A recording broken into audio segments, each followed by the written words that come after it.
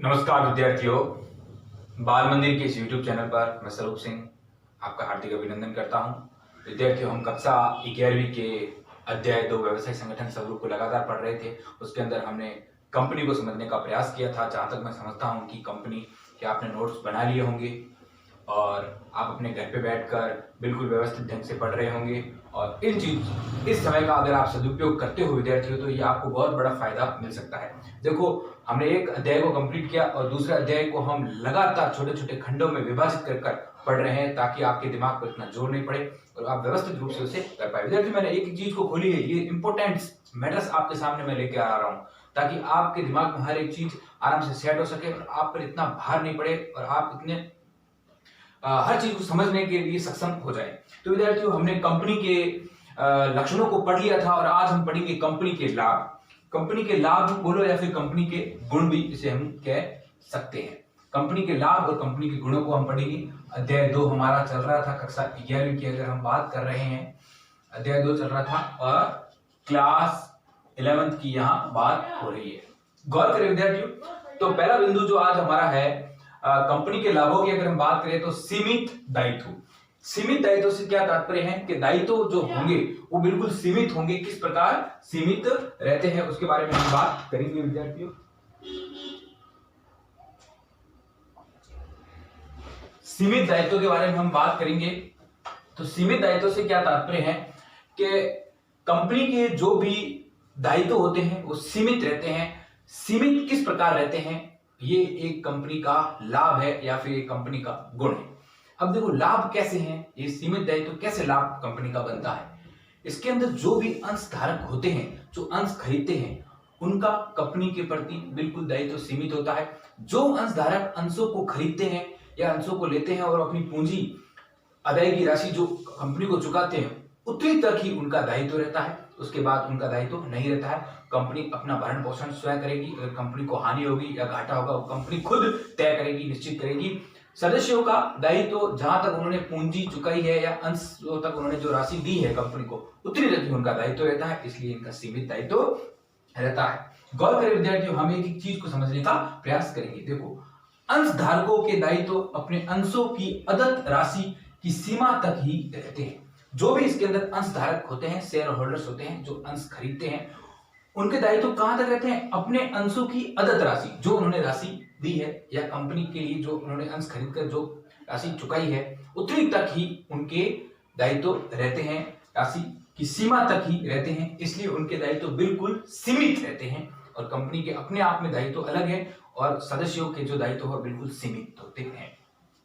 Loan को चुकाने के लिए कंपनी स्वयं की संपत्ति से चुकाती है। अगर कंपनी पे बहुत सारे लोन है, अगर कंपनी ने ऋण लिए हैं, लोन मतलब ऋण लिए हैं, तमाम प्रकार के वित्तीय संस्थानों से लिए हैं या फिर बैंकों से लिए हैं, तो कंपनी उस लोन को अपनी जो स्वयं की संपत्ति, एसेट जिसे हम कहते हैं या फिर परिसंपत्ति हिंदी में बोलते हैं, अपने संपत्ति से चुकाएगी। उन्हें सदस्यों की संपत्ति पर उनका अधिकार नहीं है। सदस्यों की संपत्ति से वो लोन नहीं चुकाएगी। गौर करें, एक बिंदु को अलग अलग करके समझा रहा हूं। स्वामी की या पीवीटी से मतलब है प्राइवेट, स्वामी की निजी बोलो या फिर प्राइवेट संपत्ति फ्री रहती है। जो स्वामी की इसके अंदर संपत्ति होती है या उसकी खुद की जो निजी संपत्ति होती है, जो कंपनी से हटकर होती है, वो बिल्कुल फ्री रहती है। उन पर कंपनी कोई हस्तक्षेप नहीं कर सकती है। उनसे कोई भी संपत्ति उनकी ना लेकर अपने दायित्व को नहीं चुकाएगी। बिल्कुल वो फ्री रहते हैं। स्वामी की संपत्ति यानी स्वामी, यानी कि स्वामी कौन होते हैं, अंशधारक ही होते हैं। मैंने आपको पहले ही बताया था, स्वामी कौन होते हैं, अंशधारक। इनकी संपत्ति या इनकी जो निजी संपत्ति, इनकी कौन सी संपत्ति, जो निजी यानी इनका खुद के जो उपयोग के हैं, जो इन्होंने कंपनी में नहीं लगाई है, वो बिल्कुल एकदम फ्री रहती है। निवेशक यानी कि कौन, जो इस कंपनी के अंदर निवेश करते हैं, इस कंपनी के अंदर शेयर खरीदते हैं, निवेशकों का कंपनी से पृथक अस्तित्व रहता है। निवेशक जो इस कंपनी में अंश खरीदते हैं, उनका कंपनी से बिल्कुल पृथक अस्तित्व रहता है। इसलिए जोखिम भी कम होता है। निवेशकों को कोई भी चिंता नहीं रहती है, क्योंकि इन्होंने जो अंश खरीदे हैं उतनी तक ही उनका दायित्व रहता है। बाकी इनका बिल्कुल पृथक अस्तित्व होता है, अलग अस्तित्व होता है। तो अस्तित्व अलग होने के कारण जोखिम भी कम होते हैं।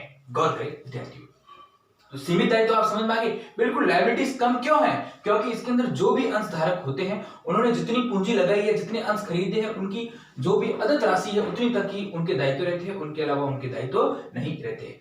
कंपनी को लोन चुकाना है तो कंपनी लोन चुकाएगी, वो अपनी स्वयं की संपत्ति से चुकाएगी, और जो भी अंशधारक है या स्वामी है कंपनी के, उनकी संपत्ति से, उनकी निजी संपत्ति से लोन नहीं चुकाया जाता है, उनकी संपत्ति बिल्कुल फ्री रहती है। गौर करें, निवेशक इन्वेस्टर्स होते हैं वो बिल्कुल कंपनी से उनका पृथक अस्तित्व होता है। निवेशक यानी अंशधारक भी अपन कह सकते हैं, निवेशकों को अंशधारक भी कह सकते हैं, जो इन्वेस्ट करते हैं पूंजी को कंपनी के अंदर, उनका पृथक अस्तित्व रहता है, इसलिए जोखिम भी बिल्कुल कम रहता है। एक चीज को मैं दो बार समझा रहा हूं ताकि आपके दिमाग में सेट हो जाए। देखो अगला बिंदु है हितों का हस्तांतरण। ये लाभ हुआ नहीं हुआ, ये कंपनी के लिए एक लाभ हुआ। गौर करें, हितों का हस्तांतरण, जो हित होते हैं उसका हस्तांतरण का मतलब अपन ट्रांसफर कर सकते हैं। यानी एक जो मेरे पास, जैसे कि ये पेन है, अब मेरे पास बिल्कुल मैं फ्री हूं कि मैं इस अपने पेन को, अगर मार्केट के अंदर इसकी भाव गिर रहे हैं, बढ़ रहे हैं, मैं अपने इस पेन को दूसरे को भी ट्रांसफर कर सकता हूं। जैसे जिस प्रकार इसके अंदर अंशधारक अपने अंश खरीदते हैं, उन अंशों को वो अपने स्थिति अनुसार, मार्केट की स्थिति अनुसार दूसरों को भी ट्रांसफर कर सकते हैं, अपने हितों का दूसरों को भी हस्तांतरण कर सकते हैं, ट्रांसफर कर सकते हैं। यहाँ हितों के हस्तांतरण की ये बात हो रही है। गौर करें विद्यार्थियों, हितों का हस्तांतरण किसी दूसरे को अपने अंश देने में बिल्कुल इसमें सुगमता रहती है। जो अंशधारक इस कंपनी से अंश खरीदते हैं, उन अंशों को वो दूसरे को भी ट्रांसफर कर सकते हैं, इसमें कंपनी हस्तक्षेप नहीं करती है। स्वामित्व का ट्रांसफर, इसे क्या कहा जाता है? स्वामित्व का ट्रांसफर यानी कि स्थानांतरण। स्वामित्व का स्थानांतरण यानी कि जो अंशधारकों के पास, जो अंशधारक उस अंशों के स्वामी है, वो अपने इस स्वामित्व को दूसरे को दे सकते हैं, दूसरों को उसके स्वामी बना सकते हैं। ये हितों का हस्तांतरण होता है, यानी किसी दूसरे को अपने अंश आराम से दे सकते हैं। आगे, सार्वजनिक कंपनी के अंशों को बाजार में आसानी से बेचा जा सकता है। गौर करें विद्यार्थियों, यहाँ क्या लिखा हुआ है? सार्वजनिक कंपनी। सार्वजनिक कंपनी होती है वो अपने अंशों को मार्केट में बेच सकती है, कोई भी दोहराया नहीं है, आराम से बेच सकती है। सार्वजनिक कंपनी के अंशों को बाजार में आसानी से बेचा जा सकता है। विद्यार्थियों, अगर कंपनी को ज्यादा जरूरत पड़ती है, जरूरत पड़ने पर उस अंशों को रोकड़ में भी बदला जा सकता है। देखो, एक तो अंशों को बेचना, जैसे मेरे अंश है, मैंने उस अंशों को दूसरे को बेच दिए, अब वो अंश उसने खरीद लिए। अब वो अंश जैसे खरीद लिए हैं तो फिर अंशों में जो भाव उतार चढ़ाव बढ़ेगा, तो अंशों की जो उनको मार्केट के अंदर जो शेयर मार्केट है, जैसे कि अपन शेयर मार्केट के अंदर जब बात करते हैं, इसके अंदर गहराई में जाते हैं तो ये बहुत बड़ी अपन विडंबना में फंस जाएंगे। मगर अगर हम नॉर्मल से अगर जानते हैं कि जैसे कि कुछ शेयर्स होते हैं, जैसे कि चाय पत्ती के हमने शेयर्स खरीदे, अब हमें ऐसा लग रहा है कि चाय की पत्ती के भाव डाउन हो रहे हैं और हमने उन शेयर्स को किसी दूसरे को उस राशि से बेच दिए। अब जो ही उसकी अगर किस्मत अच्छी और शेयर मार्केट बढ़ गया, मुनाफा बढ़ गया ऊपर, तो जो ही रेशियो बढ़ गया तो उन्हें ज्यादा पैसे मिलेंगे। अगर कंपनी की एक बार ऐसी स्थिति हो जाती है कि कंपनी को रोकड़ में पैसा चाहिए और शेयर्स में पैसा नहीं चाहिए, तो उन अंशों को रोकड़ में भी हाथों बदला जा सकता है, उन अंशों को बेचकर अथवा उनसे रोकड़ भी लिया जा सकता है। तो इसमें हितों का हस्तांतरण आराम से हो सकता है। ज्यादा जरूरत पड़ने पर रोकड़ में इन्हें बदला जा सकता है। ये हितों का हस्तांतरण होता है, अपने स्वामित्व के, अपने अंशों, अपना स्वामित्व किसी और को दे देना, खुद फ्री हो जाना। आगे बात करते हैं स्थायी अस्तित्व। क्या बिंदु है स्थायी? बिल्कुल इसका कैसा है, जो अस्तित्व होता है बिल्कुल फिक्स है, स्थायी है। जैसे हम एकल स्वामित्व की बात करते हैं, साझेदारी की जब हम बात करते हैं विद्यार्थियों, तो उनका अस्तित्व स्थायी नहीं होता है। क्योंकि एकल स्वामित्व में जब वो स्वामी मर जाता है या पागल हो जाता है या दिवालिया हो जाता है, तो आगे कौन चलाएगा व्यवसाय, वो खत्म हो जाता है। और साझेदारी में भी तमाम प्रकार के साझेदार अगर दिवालिया हो जाए, निष्क्रिय हो जाए या बर्बाद हो जाए, तो भी साझेदारी भी समाप्त हो जाती है। इस प्रकार कंपनी का स्थायित्व बिल्कुल स्थायी होता है। इसके अंदर तमाम प्रकार के सदस्य जो होते हैं, अगर वो पागल हो जाए या दिवाली हो जाए या अवकाश ग्रहण कर कहीं भी चले जाए, तो कंपनी पर कोई प्रभाव नहीं पड़ेगा, क्योंकि उन कंपनी का इनसे पृथक अस्तित्व है। कंपनी अपने आप में चलती है, इनसे नहीं चलती है। विद्यार्थियों गौर करें इन चीजों को, कंपनी अपने आप में चलती है। ये सदस्य इनके अंशधारक खरीदकर इसके स्वामी बनते हैं। अगर ये दिवाली हो रहे हैं, अगर ये पागल हो रहे हैं, अगर ये अवकाश ग्रहण कर रहे हैं या ये कहीं छोड़कर चले जा रहे हैं, मगर कंपनी पर कोई प्रभाव नहीं पड़ेगा। कंपनी निरंतर चलती रहेगी और निरंतर रूप से चलती ही रहेगी। और कंपनी का स्थायित्व कैसा है? एकदम अस्तित्व कैसा है? स्थायी है। यहां तक कि अगर कंपनी को समाप्त करना है तो कानूनी जो प्रावधान है, उन कानूनी प्रावधानों के अनुसार कंपनी को हम बंद कर सकते हैं, नहीं तो कंपनी निरंतर रूप से चलती रहती है। आगे हम पढ़ते हैं। देखो, सदस्यों का कंपनी से बिल्कुल पृथक अस्तित्व होता है। पृथक अस्तित्व होता है तो कंपनी अपने आप में चलती रहेगी, इनका सदस्यों का इनका यहाँ कोई रोल नहीं होगा। भले सदस्य पागल हो जाए, भले सदस्य अवकाश ग्रहण करे, भले सदस्य दिवाली हो जाए। अगर सदस्यों की मृत्यु हो जाए या अवकाश ले ले, अवकाश ग्रहण कर ले, या पागलपन उनको पागल हो जाए या दिवालिया होने पर कंपनी पर कोई भी प्रभाव नहीं पड़ता है, क्योंकि कंपनी का अपने सदस्यों से बिल्कुल पृथक अस्तित्व होता है। देखो, सभी सदस्यों की मृत्यु भी अगर हो जाए तो भी अस्तित्व में कंपनी रहेगी। तमाम प्रकार के सब सदस्य हैं जिन्होंने अंश खरीदे हैं, सब मर गए तो भी कंपनी चलती, कंपनी अपने आप में शेयर मार्केट के अंदर है और वो कंपनी अपने आप में चलती रहेगी। तमाम प्रकार के दूसरे सदस्य इसके अंदर जुड़ते रहेंगे, कंपनी का अस्तित्व समाप्त नहीं होगा, क्योंकि इसके पास आरोह मुद्रा भी होती है, जब हमने कंपनी के लक्षणों में पढ़ा था। इसका समापन कैसे होगा? इसका समापन कंपनी अधिनियम के प्रावधानों के अनुसार एक निश्चित प्रक्रिया होती है। कंपनी अधिनियम 2013, या पहले जो 1956 था, और अब जो कंपनी अधिनियम 2013, इसके अंदर तमाम प्रकार के ऐसे प्रावधान होते हैं। प्रावधानों के अनुसार एक निश्चित प्रक्रिया, प्रोसेस होता है, प्रोसेस के अनुसार ही इसका समापन किया जा सकता है, नहीं तो ये कंपनी नहीं समाप्त होगी, निरंतर चलती रहेगी। इस प्रकार विद्यार्थी हमने सीमित दायित्वों को पढ़ा, एक एक बिंदु को खोल खोल कर पढ़ा, हितों के हस्तांतरण को पढ़ा और स्थायी अस्तित्व को पढ़ा। विद्यार्थियों, जिस प्रकार बालमित्र स्कूल ने YouTube चैनल पर आपको घर बैठे ये सुविधा प्रदान की है, आपको कभी भी कोई भी चीज में समस्या आए तो आप YouTube चैनल खोलकर उसे वापस वीडियो को देखें, आपकी हर एक समस्या दूर हो जाएगी। जब आप वीडियो को 2 से 3 बार देखते हैं तो और भी कई समस्या है जो उसका निवारण ऑटोमेटिकली हो जाता है। अब आगे 2 बिंदु रहे हैं, पेशेवर प्रबंध और पेशेवर प्रबंध की हम बात करेंगे। गौर करें विद्यार्थियों,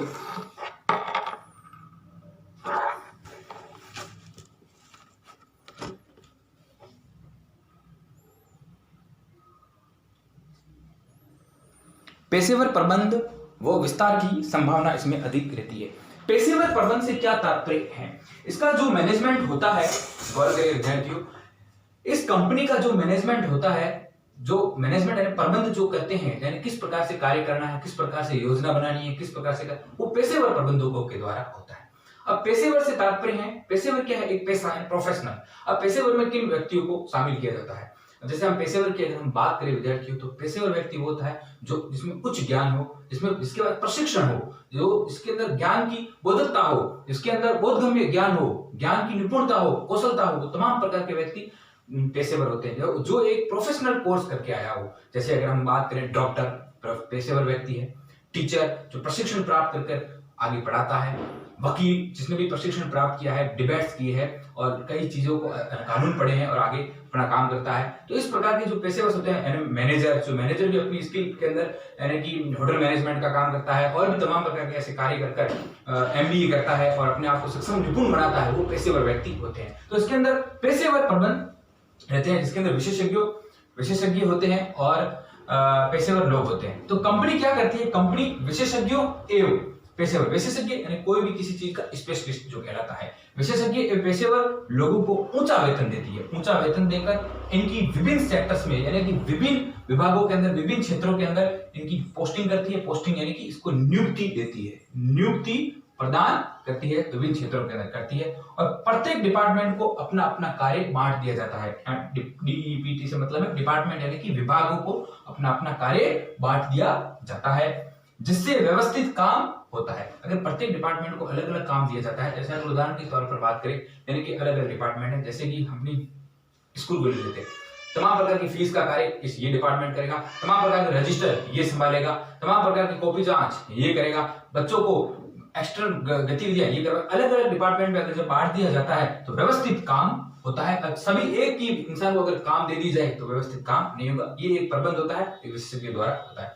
अच्छा प्रबंध होता है और अच्छा प्रबंध होगा जब व्यवस्थित काम अलग अलग डिपार्टमेंट को बांट दिया जाएगा। और मुखिया कौन होता है? जो निपुण प्रबंधक होता है। निपुण यानी हर काम में, हर क्षेत्र में जिसके अंदर कौशलता हो और पूरा उसको ज्ञान हो, वो विशेषज्ञ हो, वो निपुण प्रबंधक होता है। ये पेशेवर प्रबंध से इसका तात्पर्य, ये इसके गुण है, ये इसके लाभ है। अंतिम बिंदु की अगर हम बात करते हैं, विस्तार की संभावना। विद्यार्थियों, विस्तार की संभावना से ये तात्पर्य हुआ कि इसका विस्तार बिल्कुल आगे बढ़ सकता है। जिस प्रकार अगर हम एकल स्वामित्व की बात करें या फिर हम विद्यार्थियों साझेदारी की बात करें तो उसमें इतना विस्तार नहीं हो सकता है, क्योंकि उनके पास पूंजी भी कम होती है, इतनी वो वित्त की व्यवस्था नहीं हो सकती है। मगर कंपनी वित्त की व्यवस्था अलग अलग प्रकार से कर सकती है, यानी कि वो बैंकों से भी वित्त की व्यवस्था कर सकती है, तमाम प्रकार की वित्तीय कंपनियों से भी व्यवस्था कर सकती है और अपने अंशधारकों से अंश बांटकर तो वित्त की व्यवस्था करती है। तो इसमें विस्तार की संभावना ज्यादा रहती है, यानी कि कंपनी आगे बढ़ सकती है, इसका एक्सटेंशन हो सकता है, बढ़ सकती है। गौर करें विद्यार्थियों, और निवेशक भी इसके अंदर इंटरेस्ट लेते हैं, क्योंकि निवेशकों को पता है कि हम हमारे हितों का हस्तांतरण कर सकते हैं।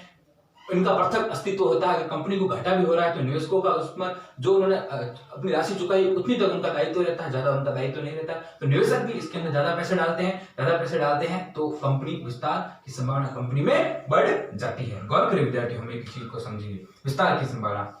एकल स्वामित्व या फिर साझेदारी से कंपनी के पास वित्त से अधिक स्रोत होते हैं। एकल स्वामित्व की अपेक्षा और साझेदारी की अपेक्षा कंपनी के पास वित्त के अधिक स्रोत होते हैं, सोर्स होते हैं।